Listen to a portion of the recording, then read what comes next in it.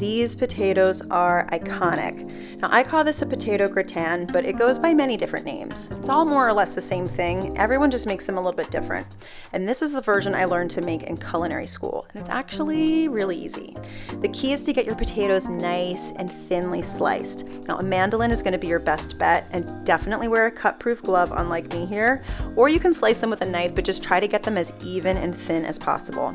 Then you're going to layer them in a baking dish, and after each layer of potatoes, season them with salt, pepper, and a sprinkle of Gruyere cheese. That's a classic, but I've made these with all kinds of different cheeses, and there's really no wrong answer here.